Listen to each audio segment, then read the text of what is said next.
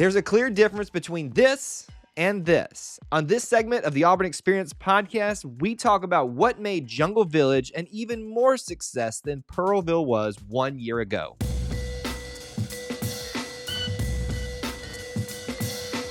Let's talk about Pearlville 2.0, even though that's not what we're supposed to call it, even though that's not what Coach Pearl would like us to discuss it as. It was, at least by the organization, the powers, I don't like to say the powers that be, that makes it seem nefarious. Those that organized this year, which this is what we're going to talk about in this segment, is how personally I got to experience. It was a great thing. They wanted it to be called Jungle Village officially, even had the hashtag up on a big video screen and stuff. So I quickly shifted gears. When I made my initial post when we arrived, I said something like, "We've arrived, Pearlville 2.0, Tent City, whatever you want to call it. We're here and live." Got the shout out from Bruce Pearl too on that, which was a humongous shock. That's not, I always appreciate it when the coaches acknowledge stuff like that, but that's not what I thought that would be the thing that he latched on to. Yeah. Maybe because I brought up the Pearlville thing. So I hope that's not the reason why. But I no longer called it that officially on our posts and stuff at that point. But Jungle City, the second iteration of this occurring, obviously this time being more planned, expected, less organic in that how last year evolved. We have, I feel like it was maybe 3 episodes, Austin, ago. Does that feel right to you? We talked about it on the year before. It might have been 2. I'm not sure. It's very recent though.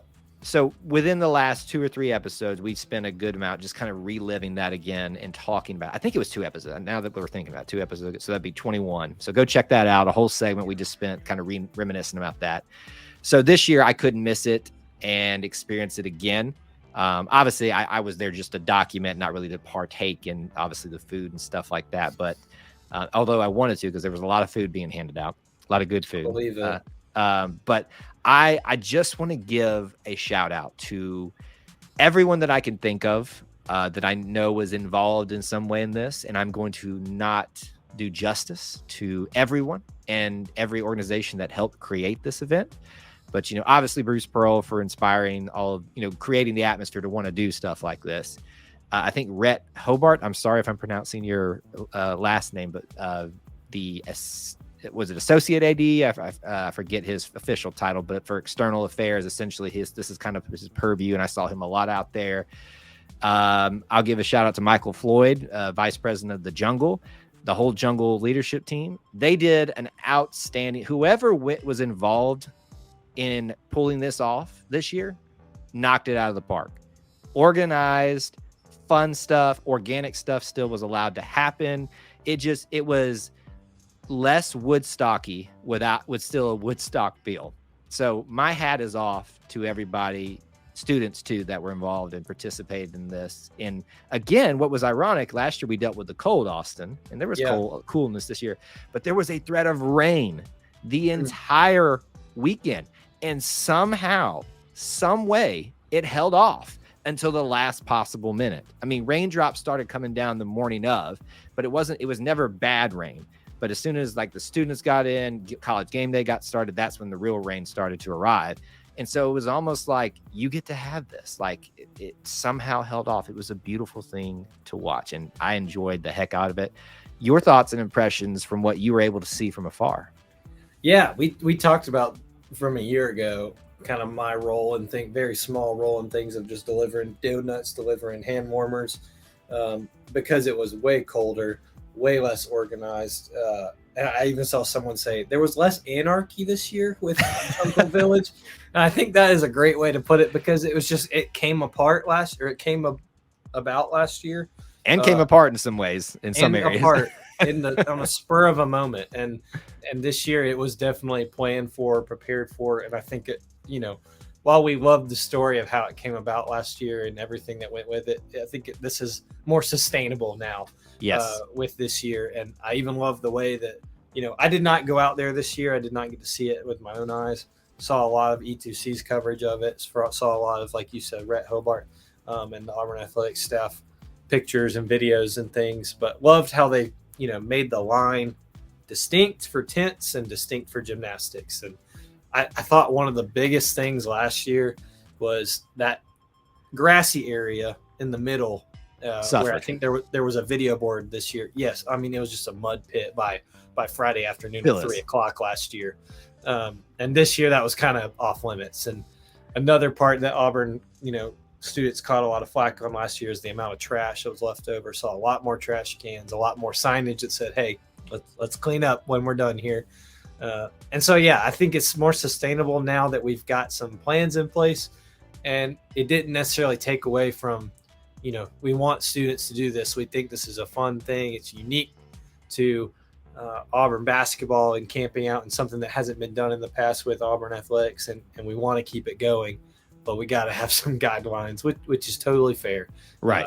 I'm excited for, future iterations of it. I think that there's more to be improved, and with each SGA class or each Auburn Jungle leadership team, and as Auburn athletics gets new staff members, we'll have new ideas to improve and continue to make it even better. So hats off, like you said, to everybody a part of it this year.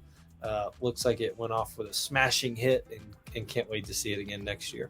The thing that blew my mind was, so just to clarify, the green space wasn't off limits. It was just off limits to camping, because that's where they had a giant screen that had a movie night, showed Top Gun Maverick, and still someone brought a couch out there to, and it wasn't a real, legit couch like happened last time. It was like one of these, you can literally pick up one person with your hand and kind of throw it around, even though it's that big. It's a light thing. It's meant to be moved around.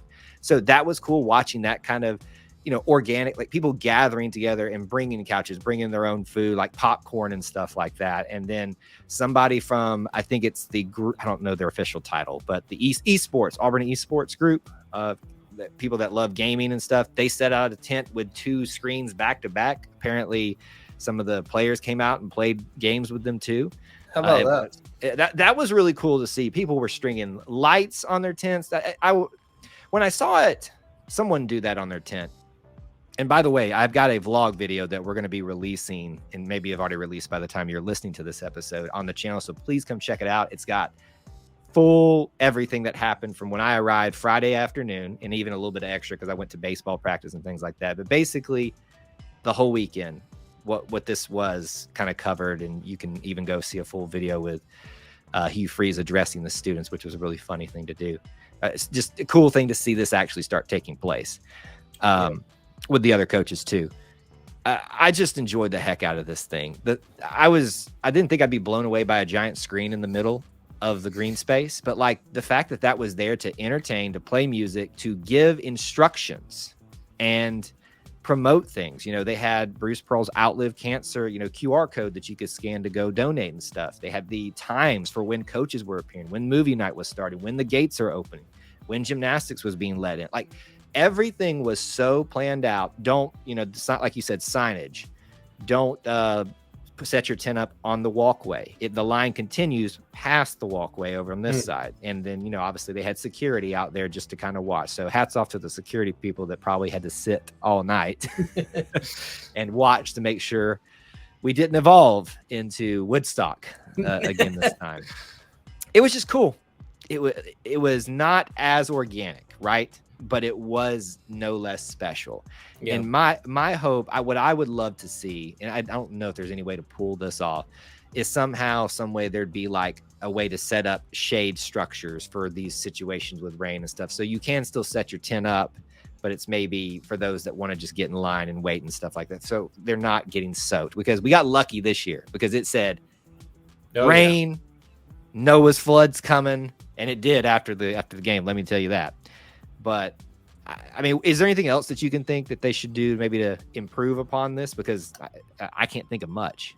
No, it was talked about a little bit after last year, and I think it kind of evolved into this. Let's just organize it better with what we have, but changing that space to be more suitable for that and lines and everything. It is a congested space with the village housing right there and village dining, but besides just completely doing a massive overhaul, which I wouldn't be surprised to see the landscape of that area change, in the near future anyway. But I thought it was done well with the space they had and the ideas that were brought out. And I look forward to seeing how it evolves. Like we said, I'm glad you touched on it a little bit, but I was just glad to see kind of a similar turnout by other coaches of other sports out Yep. there.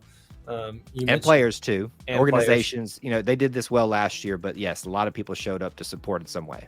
Yes, and a lot of food was, either catered in or brought in by areas in the community, and it truly has become an entire Auburn event, not just the city or not just the university, but the city and all those who want to check it out and see it and be a part of it in either a small way or a big way. So I thought it was fantastic. I'd be interested to know how much sleep someone actually got comfortably. More than last year. More than last year. Yep. And they were showing, I guess you were at the game, so you didn't see it. So they were showing during halftime, maybe of another game. But there were some in between before game day started, the hour before, some were getting some naps in before game day started. Yes. And they were all leaned up on each other. And hey, I don't blame them. You get your sleep in and get ready for the game if you can. But I'm excited to see where it goes from here. And hopefully it's a tradition that is gradually improved on and continues to be better and better every year.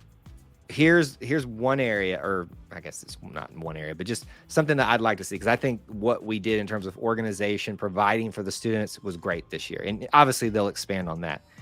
This is what I've been begging, asking to happen at least one time during the winter and you kind of see it naturally happen with gymnastics on Friday night, in a basketball game, usually a men's basketball game on Saturday.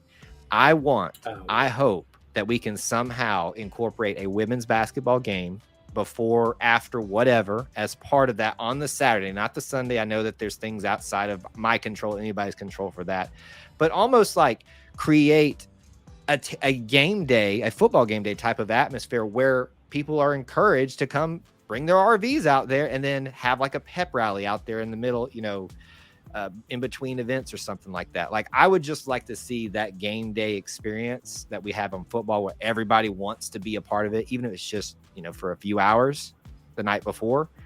Let's do that again. So that would be, we've got the students being taken care of now. How can we make others feel like they can come to town and have a good time here for a weekend during the winter when football's not even going on? So that'd be my one caveat and my one addition, but otherwise a great iteration of Pearlville 2.0, but now called the Jungle Village.